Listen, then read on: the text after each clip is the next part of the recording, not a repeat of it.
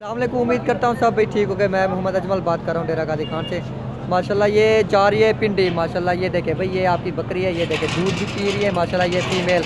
और देखें ये माशाल्लाह ये रोटी खिला रहे हैं इसको, ये देखें ये रोटी खा रही है बकरी और ये दूध भी पी रही है फीमेल। ये बस है जोल यार, शेख जोल। जो भी इस तरह के जानवर लेना चाहे वो मुझसे रब्ता कर सकता है। मेरा कॉन्टैक्ट नंबर है 0348 16 72 821 जोल। ये देखें भाई, ये बस का नंबर ये है भाई, ये देखें, ये देखिए। और ये बस है, ये देखे भाई, ये देखे ये दूध पी रही है माशाल्लाह। ये देखें ये बस है, ये देखें जोल यार।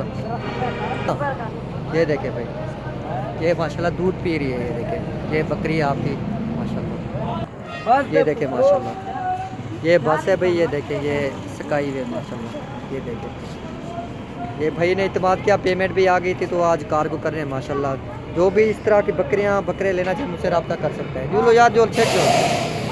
ये देखे माशाल्लाह ये आपकी ये देखे भाई, ये कार्गो कर रहे हैं आपकी। ये देखे आराम नाल यार, आराम नाल आराम। ये फीमेल ये इसकी जो है, ये देखे ये आगे आराम से खड़े रहेंगे।